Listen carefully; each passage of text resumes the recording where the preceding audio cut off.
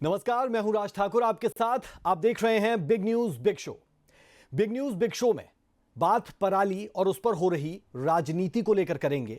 दिल्ली से लेकर हरियाणा तक पराली के मुद्दे पर घमासान मचा दिखता है।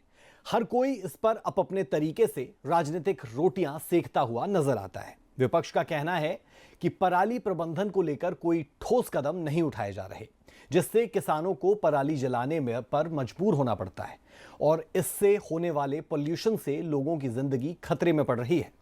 तो वहीं सत्ता पक्ष का कहना है कि पराली प्रबंधन को लेकर पिछले 10 साल में कई कदम उठाए गए, जिससे पहले की तुलना में पराली के केसेस बेहद कम हुए। इस मुद्दे पर खुद प्रदेश के मुखिया यानी नायब सैनी अपना पक्ष रख चुके हैं। उन्होंने पूरे सदन को इस बात से अवगत करवाया कि सरकार पराली को लेकर क्या कदम उठा रही है। इस बीच दिल्ली में पॉल्यूशन से बुरा हाल है, लोगों को सांस लेने में तकलीफ हो रही है और एहतियातन दिल्ली में ग्रैब 3 की पाबंदियां लगा दी गई है। हम आपको बताएंगे कि ग्रैब 3 क्या होता है और इसकी पाबंदियों का असर किस किस काम पर पड़ता है। अभी हाल ही में पॉल्यूशन के मुद्दे पर देश की सुप्रीम अदालत ने दिल्ली सरकार को फटकार भी लगाई थी। साथ ही साथ पंजाब हरियाणा को भी इस बाबत चेतावनी दी थी। लेकिन ऐसा पहली बार नहीं हुआ। हर साल अक्टूबर नवंबर के महीने में पॉल्यूशन अपने हाई लेवल पर होता है। पराली जलना एक मुद्दा है, दीपावली होना एक मुद्दा है और ऐसे ही कई अलग अलग रीजंस इसके लिए दिए जाते हैं। दिल्ली सरकार अक्सर हरियाणा पर ठीकरा फोड़कर पल्ला झाड़ने की कोशिश करती है, जबकि पराली जलने के केसेस सिर्फ हरियाणा में सामने नहीं आते, बल्कि पंजाब, राजस्थान, इन तमाम जगहों से भी इसका असर सीधे पड़ता हुआ नजर आता है। पंजाब में दिल्ली की तुलना में कहीं ज्यादा पराली जलाई जाती है। ऐसे में सवाल यह भी उठता है कि पराली और पॉल्यूशन के मुद्दे पर राजनीति कौन कर रहा है और क्या कभी इसका समाधान निकल पाएगा। अगले आधे घंटे के दौरान हम यही जानने की कोशिश करेंगे कि पराली और पॉल्यूशन का मुद्दा जुड़ा हुआ तो है, लेकिन साथ ही साथ इससे निपटने के लिए जो कदम उठाए जा रहे हैं क्या वो काफी है। तो आप देखते रहिए big news big show.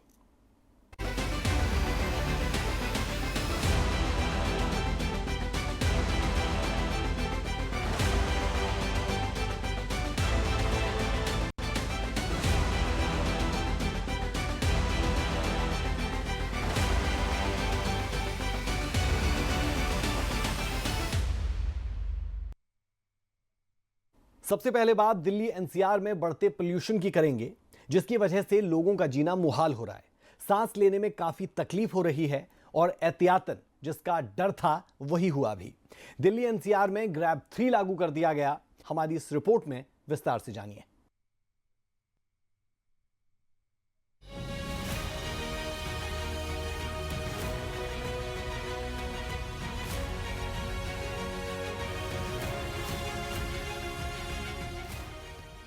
Delhi NCR की हवा दिनों दिन जहरीली होती जा रही है, जिससे हालात बेहद गंभीर हो चुके हैं। राजधानी एक बार फिर गैस चैम्बर की स्थिति में पहुंचती दिख रही है। सर्दियों के बढ़ते ही प्रदूषण का स्तर भी तेजी से बढ़ रहा है, जिससे लोगों का सांस लेना मुश्किल हो रहा है। हालात इतने खराब हो गए हैं कि सरकार को ग्रेडेड रिस्पांस एक्शन ग्रैब 3 के तहत कड़े प्रतिबंध लागू करने पड़ रहे हैं। ग्रैब 3 के तहत निर्माण कार्यों पर प्रतिबंध, डीजल जनरेटर के उपयोग पर रोक के साथ निजी वाहनों की आवाजाही पर सख्ती जैसे उपाय लागू किए जा रहे हैं।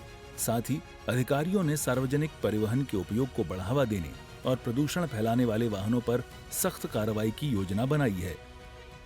हालांकि इस बीच लोगों को भी प्रदूषण से बचने के लिए मास्क पहनने और घरों में रहने की सलाह दी जा रही है। हरियाणा के कई शहरों में हवा का स्तर खराब बना हुआ है। हालांकि हरियाणा में पराली जलाने के मामले में कमी आई है, लेकिन हवा की गुणवत्ता में कोई खास सुधार देखने को नहीं मिल रहा है। गुरुग्राम में भी AQI 350 के पार रहा है। दिल्ली एनसीआर की आबो हवा लगातार जहरीली होती जा रही है और पूरे आसमान में जो है गैस का चैम्बर पूरा दिल्ली एनसीआर बना हुआ है। तो वहीं गुरुग्राम की बात करते हैं तो गुरुग्राम में भी एयर क्वालिटी इंडेक्स लगातार बढ़ रहा है और आज फिलहाल 350 के पार जो है वो एयर क्वालिटी इंडेक्स है और लगातार आसमान में जो है वो कोहरे नुमा पोल्यूशन की सफेद चादर छाई हुई है, जिसकी वजह से लगातार लोगों को सांस लेने में परेशानी हो रही है। तो वहीं आंखों में जलन और चुभन जैसी शिकायतें भी देखने को मिल रही है, क्योंकि लगातार दिल्ली एनसीआर में पोल्यूशन बढ़ रहा है और इस बढ़ते पोल्यूशन को रोकने के लिए यहाँ लगातार तमाम विभाग कोशिश कवायद कर रहे हैं, लेकिन उसके बावजूद भी पोल्यूशन है कि कम होने का नाम नहीं ले रहा है। हालांकि इसको लेकर पोल्यूशन कंट्रोल बोर्ड की तरफ से लगातार चालान काटे जा रहे हैं, अभियान चलाया जा रहा है, तो वही नगर निगम और फायर विभाग लगातार पेड़ों पर पानी का छिड़काव कर रहा है, ताकि इस बढ़ते पोल्यूशन से कहीं ना कहीं लोगों को राहत मिल सके। बहरहाल अब देखना यही होगा कि इस बढ़ते पोल्यूशन से कब दिल्ली एनसीआर वासियों को राहत मिल पाती है और कब ये पोल्यूशन लेवल कम होगा। मौसम बदलते ही गाजियाबाद की आबो हवा बेहद खराब हो जाती है। गाजियाबाद का एयर क्वालिटी इंडेक्स 356 रहा, जो खतरनाक जोन में आता है, जो जनजीवन के लिए बेहद ही खतरनाक भी है। मौसम में तब्दीली होने के साथ ही दिल्ली एनसीआर सहित गाजियाबाद में भी प्रदूषण का स्तर बढ़ने लगता है। तस्वीरें आपको दिखाना चाहूँगा। जैसे जैसे दिल्ली एनसीआर में प्रदूषण का स्तर बढ़ता है, वैसे वैसे गाजियाबाद की आबोहवा खराब होने लगती है। वहीं अगर बात की जाए एयर क्वालिटी इंडेक्स की, तो आज का एयर क्वालिटी इंडेक्स 356 है, जो कि रेड जोन में है। वहीं स्वास्थ्य विभाग द्वारा ये भी कहा जाता है कि जो लोग सुबह मॉर्निंग वॉक के लिए निकलते हैं वो इसे अवॉइड करें, क्योंकि इससे दमा और अस्थमा के मरीज हॉस्पिटल में बढ़ते हुए नजर आते हैं। तो वहीं प्रदूषण विभाग द्वारा ग्रैप 3 लागू कर दिया गया है, जिससे कि इस पर रोकथाम की जा सके, जिसको लेकर कंस्ट्रक्शन के कार्यों पर भी रोक लगाई गई है। तो वहीं डीजल के वाहनों पर भी प्रतिबंधित कर दिया गया है। इस और शासन और प्रशासन को विशेष ध्यान देना चाहिए और सख्त से सख्त कानून बनाने चाहिए। दिल्ली एनसीआर में तेजी से बढ़ता प्रदूषण गंभीर समस्या बन चुका है, जिससे शहर की हवा जहरीली हो गई है। सर्दियों के साथ प्रदूषण का स्तर और खराब होता जा रहा है, जिससे राजधानी गैस चैम्बर जैसी स्थिति में पहुंच रही है। इस संकट से निपटने के लिए सरकार को ग्रैप 3 के तहत सख्त प्रतिबंध लागू करने पड़े हैं, लेकिन इसके बावजूद स्थिति चिंताजनक बनी हुई है। गुरुग्राम से नीरज अंबावता, गाजियाबाद से सतीश कुमार की रिपोर्ट, सूर्या समाचार।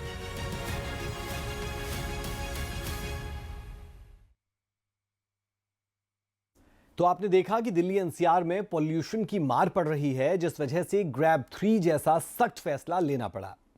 लेकिन ग्रैब 3 होता क्या है और इसके लागू होने से किन किन कामों पर कितना असर पड़ता है, वो भी आपको देखना चाहिए।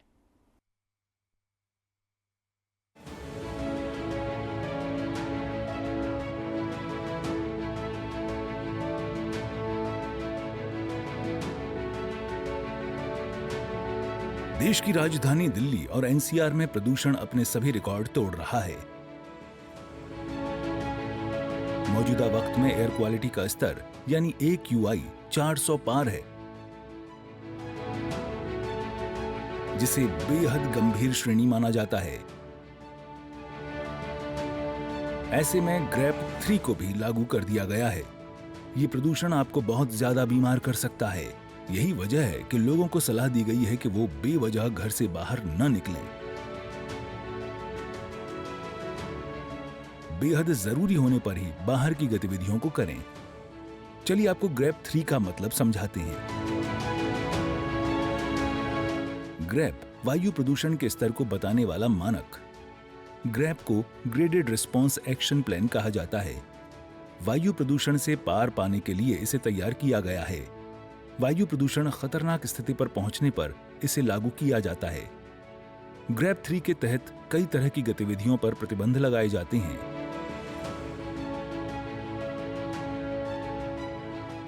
अब यह भी जान लीजिए कि ग्रैप 3 लगने से कौन सी पाबंदियां रहने वाली हैं। ग्रैप 3 के तहत 5वीं तक के स्कूल बंद रहेंगे। डीजल पेट्रोल से चलने वाले भारी वाहनों पर रोक। ऑल इंडिया परमिट वाले टूरिस्ट वाहनों की एंट्री बैन। बिल्डिंग कंस्ट्रक्शन, तोड़फोड़ वाली साइट पर सख्ती। पेंटिंग, वेल्डिंग और गैस कटिंग के कामों पर प्रतिबंध। सड़कों की साफ सफाई जैसे झाड़ू लगाने पर रोक। सीमेंटिंग, प्लास्टर और दूसरे कोटिंग वर्क्स पर रोक। सड़क निर्माण और रिपेयरिंग वर्क पर प्रतिबंध। इसके अलावा लोगों को ज्यादा से ज्यादा पब्लिक ट्रांसपोर्ट का इस्तेमाल करने, कार पूलिंग करने और कम दूरी के लिए पैदल चलने की सलाह दी जा रही है। सूर्या समाचार के लिए दिल्ली से श्वेता राजपूत की रिपोर्ट।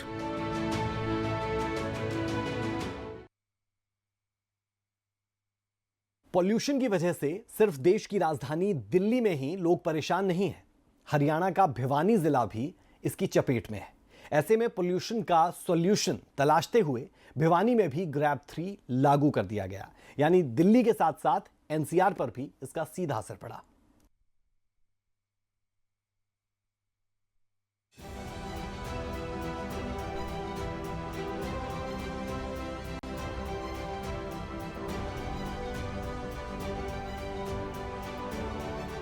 दिल्ली एनसीआर की हवा जहरीली होती जा रही है।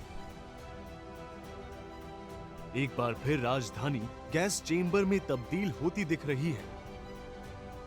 जैसे जैसे सर्दी बढ़ रही है, उसी तेजी से प्रदूषण का स्तर भी बढ़ता जा रहा है। हालात इतने खराब हो गए हैं कि सरकार को ग्रैब 3 के तहत प्रतिबंध लागू करने पड़ रहे हैं। दिल्ली एनसीआर की हवा काफी ज्यादा खराब, जहरीली और खतरनाक हो चुकी है। हर दिन प्रदूषण का लेवल कम होने के बजाय लगातार तेजी से बढ़ता जा रहा है। प्रदूषण नियंत्रण बोर्ड की तरफ से बुधवार को 418 AQI का लेवल बताया गया था, लेकिन गुरुवार आते आते आंकड़ों में बढ़ोतरी हुई, 424 तक AQI पहुंच चुका है। और यही वजह भी है कि अब ग्रैब 3 दिल्ली एनसीआर में लागू कर दिया गया है, जिसके तहत अब निर्माण कार्य और ध्वस्त कार्यों में रोक लगा दी गई है। पूरे तरीके से प्रतिबंध इन तमाम कार्यों में रखेगी। निर्माण कार्यों में जो भी सामग्री इस्तेमाल होती है या फिर कोई वाहन उसको लेकर आता है, उस पर भी पूरे तरीके से रोक रहने वाली है। इसके साथ साथ ही BS3 और BS4 डीजल वाले वाहनों पर भी दिल्ली एनसीआर, जिसमें दिल्ली, नोएडा, गाजियाबाद, फरीदाबाद, गुरुग्राम समेत तमाम इलाकों में पूरे तरीके से प्रतिबंध रहने वाला है। अंतर्राज्यीय बसों पर भी पूरे तरीके से प्रतिबंध रखेगा। इधर हरियाणा के भिवानी में ग्रैब का तीसरा चरण लागू कर दिया गया है। एनजीटी के आदेश पर जिला में पर्यावरण संरक्षण के लिए एडवाइजरी जारी की गई है। हम खड़े हैं भिवानी के इम्प्रूवमेंट ट्रस्ट मार्केट में। भिवानी में जो है AQI 400 को जो है क्रॉस कर गया है, जिसके चलते लोगों को काफ़ी समस्या हो रही है। भिवानी के निवासी हम जानेंगे कि क्या कहते हैं। सर, पोल्यूशन को लेकर क्या कहेंगे? जिस प्रकार से AQI जो है 400 को क्रॉस कर गया है, आप क्या मानते हैं? देखिए, भिवानी में काफ़ी गंभीर हालात हैं। प्रदूषण की समस्या बहुत ही गंभीर हो चुकी है। 400 के आसपास एयर क्वालिटी इंडेक्स जा चुका है और इससे लोगों को भी काफ़ी परेशानी हो रही है। ख़ास तौर पर बुजुर्ग व बच्चों को प्रदूषण के चलते काफ़ी परेशानी हो रही है। प्रशासन से प्रार्थना करूंगा कि केवल जिला मुख्यालय पर वो वाटर छिड़काव ना करके पूरे शहर में करें और मिट्टी को उड़ने से रोकें और पौधों पर छिड़काव करें। दूसरा, इसमें क्या है कि मुंह ढक कर रखें और बचकर रहें। घर जाएं तो हाथ साबुन से धोएं। उपायुक्त महावीर कौशिक ने कहा कि जिला में ग्रैब का तीसरा चरण लागू हो गया है। इसके लिए संबंधित विभागों को सख्ती से लागू करना होगा। आसपास के जिलों में जो पराली जलाने की घटनाएं हुई हैं, उससे जो भिवानी जिला का एयर क्वालिटी इंडेक्स है वो भी प्रभावित हुआ है। लेकिन अगर भिवानी जिला की बात करें तो हमने भिवानी में जो पराली जलाने जो घटनाएं हैं उनको रोकने के लिए सब डिवीजन लेवल पे, ब्लॉक लेवल पे और विलेज लेवल पे टीमें बनाई हुई हैं। और हमने जो 65 विलेजेज हैं जहाँ पे धान की उपज होती है, उन सभी गाँव में हमने SDM साहब की उसमें मार्गदर्शन में फ्लैग मार्च किया है। लोगों को जागरूक किया जा रहा है। स्कूली बच्चों के माध्यम से भी संबंधित गाँव में जाकर हमने जागरूकता रैली निकाली हुई है। और इसके सुखद परिणाम ये सामने आए कि अभी तक भिवानी जिला में 2 एक्टिव फायर लोकेशंस डिटेक्ट हुई थी। उनमें से चेकिंग के बाद ये सामने आए कि एक गांव में, तालू गांव में, वो जो आग लगी है वो जो ट्रांसफार्मर से शॉर्ट सर्किट के कारण लगी हुई है। और जो भवानी खेड़ा में है वो एक आग है वो किसान ने लगाई थी। उसके खिलाफ जो NGT गाइडलाइंस हैं, उन्हें वो सुप्रीम कोर्ट के डायरेक्शन हैं, उनके हिसाब से हमने कार्रवाई की है। काबिल गौर है कि ग्रैब 3 दिल्ली NCR में वायु प्रदूषण के स्तर को बताने वाला मानक है, जिसे ग्रेडेड रिस्पॉन्स एक्शन प्लान कहा जाता है। दिल्ली और NCR में बिगड़ते वायु प्रदूषण से पार पाने के लिए इसे तैयार किया गया था। ग्रैब 3 तब सक्रिय होता है जब AQI गंभीर स्तर तक पहुंच जाता है। इसे लागू करने पर दिल्ली NCR में कई तरह की गतिविधियों पर प्रतिबंध लग जाता है। सूर्या समाचार के लिए दिल्ली से श्वेता राजपूत और भिवानी से इंद्रवेश दुहन की रिपोर्ट।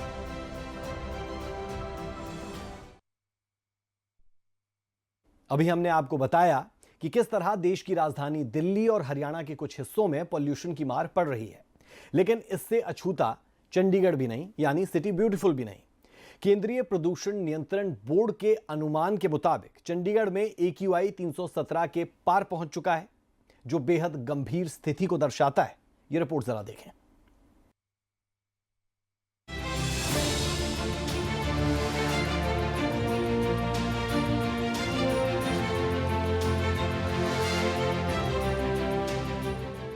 हरियाणा में हवा की गुणवत्ता बेहद जहरीली हो गई है। कई हिस्सों में वायु गुणवत्ता सूचकांक 400 से ऊपर दर्ज किया गया है। चंडीगढ़ में इस मौसम में पहली बार वायु गुणवत्ता गंभीर श्रेणी में पहुंची। हरियाणा और पंजाब के अन्य हिस्सों में भी वायु गुणवत्ता बहुत खराब और खराब श्रेणियों में दर्ज की गई है, जिससे सांस लेने में दिक्कतें और स्वास्थ्य समस्याएं बढ़ गई हैं। केंद्रीय प्रदूषण नियंत्रण बोर्ड CPCB के आंकड़ों के अनुसार चंडीगढ़ में AQI 317 के पार पहुंचा, जो कि बेहद गंभीर स्थिति को दर्शाता है। हरियाणा के अन्य प्रमुख शहरों में भी हवा की गुणवत्ता चिंताजनक स्तर पर पहुंच गई। गुरुग्राम, फरीदाबाद, सोनीपत और पानीपत जैसे क्षेत्रों में AQI बहुत खराब श्रेणी में रहा। AQI यानी एयर क्वालिटी इंडेक्स और वायु गुणवत्ता सूचकांक। एयर क्वालिटी इंडेक्स के पैरामीटर्स का जिक्र करें तो 0 से 50 तक एयर क्वालिटी इंडेक्स अच्छा रहता है और 51 से 100 का जिक्र करें तो वो संतोषजनक। तो वहीं 101 से 200 का जिक्र करें तो वो मध्यम श्रेणी में आता है। तो वहीं 201 से 300 का जिक्र करें तो उसे खराब श्रेणी में रखा जाता है। 301 से 400 बेहद खराब श्रेणी में और 401 से 500 बेहद गंभीर श्रेणी में। और इस समय दोपहर के 2 बज चुके हैं और हम मौजूद हैं पंजाब, हरियाणा, चंडीगढ़ की राजधानी चंडीगढ़ के सुखना लेक में। और आप तस्वीरों में साफ देख पाएंगे कि अभी भी दोपहर के 2 बज चुके हैं, लेकिन उसके बावजूद जो प्रदूषण की जो चादर है वो आपको साफ जो है वो वातावरण में जो है वो दिखाई देगी। जिस तरीके से अभी भी एक तरीके से जो फॉग जैसा एनवायरनमेंट जो है वो आपको सुखना लेक के ऊपर दिखाई दे रहा है, ठीक वैसा ही एनवायरनमेंट जो है वो चंडीगढ़ के चौतरफ जो है वो आपको दिखाई देगा। तो वहीं यदि हम एयर क्वालिटी इंडेक्स का जिक्र करें तो चंडीगढ़ का एयर क्वालिटी इंडेक्स जो है वो बेहद खराब श्रेणी में है और चंडीगढ़ का एयर क्वालिटी इंडेक्स इस समय 317 पर है। इसके अलावा यदि हम हरियाणा का जिक्र करें तो हरियाणा के 10 शहरों का एयर क्वालिटी इंडेक्स बेहद खराब श्रेणी में है, जिनमें सबसे यदि हम जिक्र करें क्रमानुसार यदि हम जिक्र करें तो सबसे पहले बहादुरगढ़ का जिक्र करें तो बहादुरगढ़ में 327 एयर क्वालिटी इंडेक्स है। तो वहीं भिवानी में 365, बल्लभगढ़ में 319, चरखी दादरी में 303 और गुरुग्राम में 322, जिंद में 326, करनाल में 313, कैथल में 335, रोहतक में 329 और सोनीपत में 304। तो ये वो 10 शहर हैं जहां पर जो एयर क्वालिटी इंडेक्स है यानी वायु गुणवत्ता जो सूचकांक है उसमें बेहद खराब श्रेणी में है। तो वहीं ठीक वैसा ही कुछ हालात जो हैं वो चंडीगढ़ के अंदर भी बने हुए हैं। चंडीगढ़ में 317 AQI जो है वो दर्ज किया गया है। विशेषज्ञों के मुताबिक धुंध, तापमान में गिरावट और स्थिर हवाओं के कारण प्रदूषक तत्व वायुमंडल में फंस जाते हैं, जिससे प्रदूषण का स्तर बढ़ जाता है। इसके साथ ही पंजाब और हरियाणा में पराली जलाने की घटनाओं ने भी वायु गुणवत्ता को और अधिक बिगाड़ा है। प्रशासन ने वायु गुणवत्ता में सुधार के लिए ग्रेडेड रिस्पॉन्स एक्शन प्लान लागू किया है। चंडीगढ़ में वायु गुणवत्ता तेजी से बिगड़ रही है, जिससे स्वास्थ्य संबंधी खतरे बढ़ रहे हैं। प्रशासन की ओर से प्रदूषण नियंत्रण के प्रयास जारी हैं, लेकिन लोगों को भी अपनी ओर से सतर्कता बरतने की जरूरत है। चंडीगढ़ से रवि चंदेल की रिपोर्ट, सूर्य समाचार।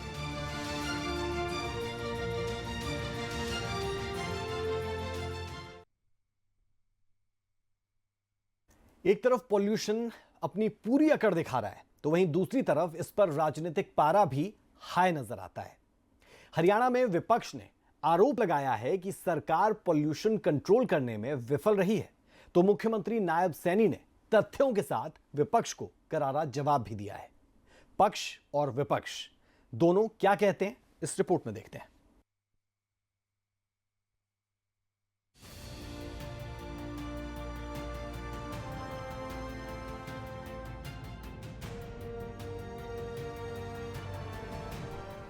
इन दिनों पराली से प्रदूषण के मुद्दे पर राजनीति गरमाई हुई है। हर साल ठंड की शुरुआत के साथ ही पराली पर सियासत का भी ऐसा ही दौर आता है। हरियाणा विधानसभा के शीतकालीन सत्र की कार्यवाही के दौरान भी पराली और प्रदूषण का मुद्दा भी जोर शोर से गूंजा। मुख्यमंत्री नायब सैनी ने सदन में कहा कि पराली की घटनाओं में पिछले वर्ष की अपेक्षा 45% की कमी आई है और इस बात की सराहना माननीय सुप्रीम कोर्ट ने भी की है। वहीं मुख्यमंत्री ने धान की खरीद से लेकर और भी जनहित के मुद्दों पर अपनी सरकार की मंशा को जाहिर किया। पराली सहित अन्य फसलों के अवशेषों के उपयोग के लिए फसल अवशेष प्रबंधन योजना के तहत वर्ष 2024-25 में 268 करोड़ 18 लाख रुपए की राशि की वार्षिक कार्य योजना के लिए मंजूर की गई है। इसमें 161 करोड़ रुपए केंद्र सरकार, 107 करोड़ रुपए की व्यवस्था राज्य सरकार ने की है। पराली प्रबंधन के लिए राज्य ने 8,117 सुपर सीडर और 1,727 बेलर जो गांठ बांधने वाले हैं। हम किसानों को समझाएं कि वो पराली ना जलाएं। पराली जलाते हैं तो उसका जो भूमि की उसके खेत की मृदा है वो भी खत्म होती है, उसका पैदावार कम होती है। अगर पराली जलाता है उसके अंदर पैदावार कम होगी, उसका नुकसान होता है। परंतु इसको वो निकाल करके बेचेगा तो उसका इनकम का साधन भी बनेगा और सरकार भी उसको इंसेंटिव दे रही है, उसको सहयोग कर रही है। इसके बारे में हमें मिलकर के उनको बताना चाहिए। मेरा आग्रह है सभी विपक्ष के साथियों से, इसको पर राजनीति नहीं करनी चाहिए। केंद्रीय मंत्री मनोहर लाल का मानना है कि प्रदूषण बढ़ाने में पराली के अलावा और भी फैक्टर्स योगदान देते हैं। ये कोई टकराव का विषय नहीं है। देखिए, पैसे का एक रिक्वेस्ट किसी भी स्टेट से जाती है, जानी चाहिए, कोई दिक्कत नहीं है, लेकिन अल्टीमेटली सरकार के पास केंद्र, क्योंकि ये विषय प्रदेश सरकारों का ही है कि अपने यहाँ इस प्रकार के एनवायरमेंटल विषयों को जहाँ होता है उसके कोई भी प्रोजेक्ट लगाए, ये ड्यूटी, ये काम जो है ये प्रदेश की सरकारों का है। फिर भी जो कि प्रदूषण एक ऐसा विषय है जिसकी कोई बाउंड्री लिमिट्स नहीं होती हैं, ये कहीं से भी हवा इधर से उधर जाती है, तो उसकी चिंता केंद्र सरकार को भी है। तो हम लोगों ने जितने भी फंड्स हैं इस काम के लिए वो पहले ही प्रदान किए हुए हैं और इसमें हमारा जो एनवायरमेंटल डिपार्टमेंट है वो इस पर सारा ध्यान रखे हुए है और एनवायरमेंट डिपार्टमेंट के माध्यम से इन चीज़ों पर समय समय पर बयान भी हमारे जो मंत्री हैं वो देते हैं, विभाग देते हैं, कोर्ट में भी हम स्टैंड लेते हैं। हाँ, हमारी सबसे अपील रहती है कि प्रदूषण को कम करने के लिए जो जो चीज़ें करनी है वो सब हरियाणा सरकार भी अपने लेवल पर कर रही है, पंजाब सरकार भी कर रही है और कुछ चीज़ें एक इम्प्रेशन बनाया जाता है कि शायद यही एक कारण है प्रदूषण का। ऐसा नहीं है। पराली का ठीक है, जलाने से धुआं निकलता है, एक कारण हो सकता है, लेकिन और बहुत से कारण हैं। इधर कैबिनेट मंत्री अनिल विज ने दिल्ली की आप सरकार को जमकर घेरा और कहा कि हरियाणा का प्रदूषण लेवल दिल्ली से काफी कम है। ये जो दिल्ली की आम आदमी पार्टी की सरकार है, ये अपनी असफलताओं का दोष दूसरों पर मढ़कर अपनी राजनीति करते हैं। पहले ये कहा करते थे, आप इनके पुराने बयान निकाल कर देखो, कि धुआं पंजाब से आता है। अब पंजाब में इनकी सरकार बन गई तो अब पंजाब का नाम नहीं लेते। पंजाब में क्या धुआं खत्म हो गया एकदम आप आम आदमी पार्टी की, जबकि पंजाब में हरियाणा से भी ज़्यादा पराली जलाई जाती और हरियाणा में भी हमने बहुत नियंत्रण कर दिया, बहुत कम रह गई। लेकिन क्या दिल्ली का प्रदूषण कम हुआ? क्या जो हवाएं चलती हैं वो सारी दिल्ली आती हैं, वो किसी और तरफ नहीं जाती हैं? तो इनको तो केवल इन्होंने बातें कहनी होती हैं। जो हरियाणा का प्रदूषण लेवल है वो दिल्ली से बहुत कम है, कभी कम से ज़्यादा की तरफ नहीं जाता, ज़्यादा से कम की तरफ आता है।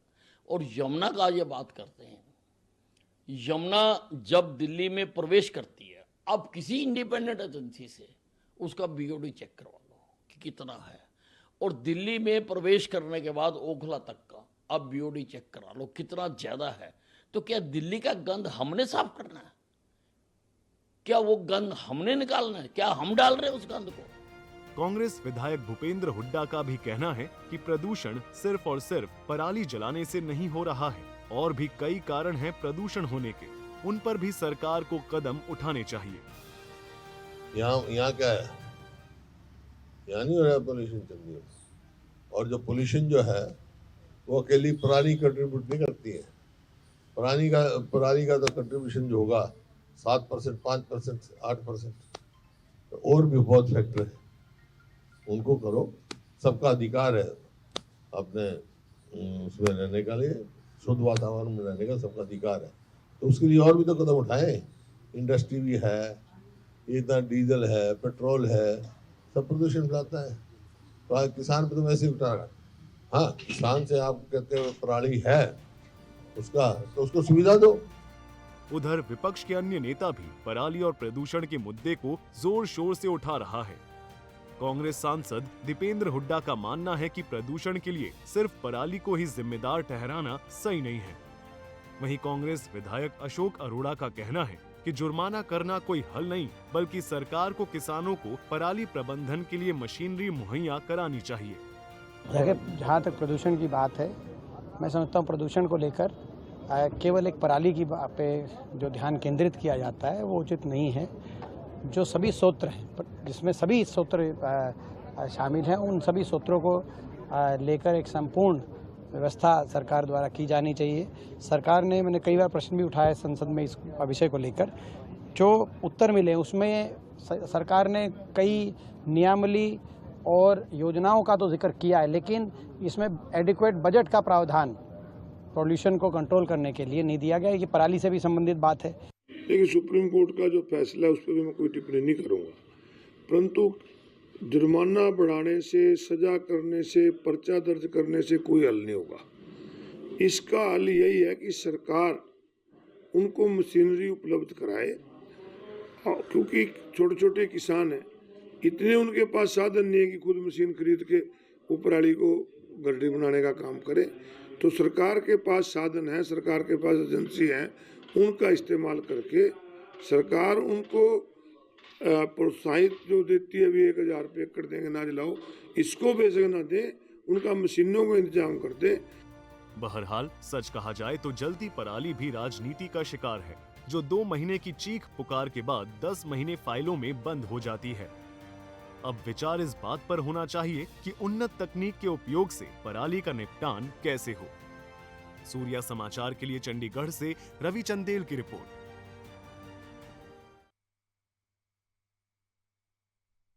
अब सवाल उठता है कि क्या पॉल्यूशन के लिए सिर्फ पराली जिम्मेदार है? तो आपको हमारी इस रिपोर्ट को बड़े ध्यान से देखना चाहिए, क्योंकि हम आपको जो बताने जा रहे हैं उसे सुनकर आपको हैरानी होगी। हैरानी इस बात की कि पॉल्यूशन के लिए पराली सिर्फ नाम मात्र के जिम्मेदार है।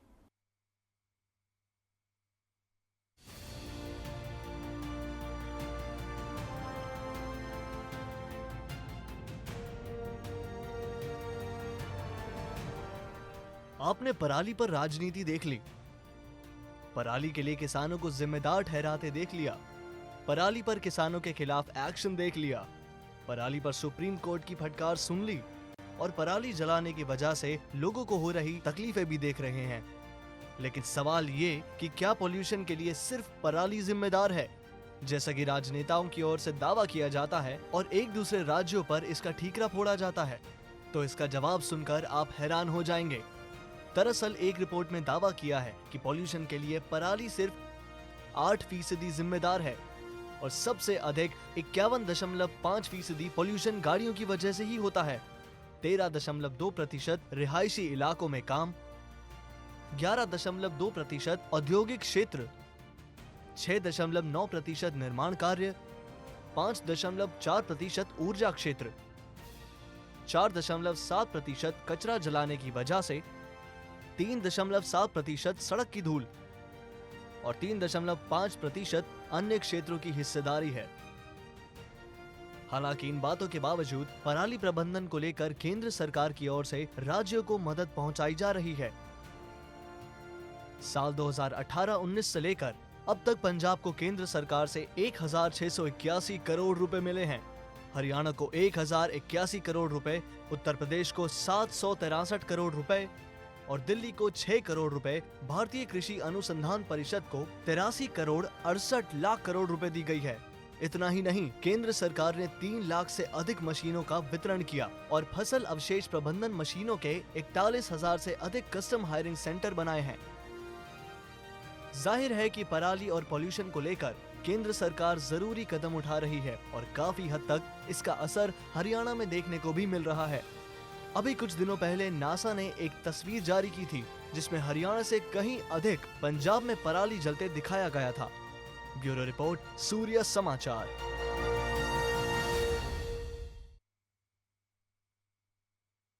बिग न्यूज बिग शो में अभी के लिए हमारा और आपका साथ इतना ही। मुझे मेरी पूरी टीम को दें इजाजत। खबरों का सिलसिला सूर्य समाचार पर बदस्तूर जारी है। नमस्कार।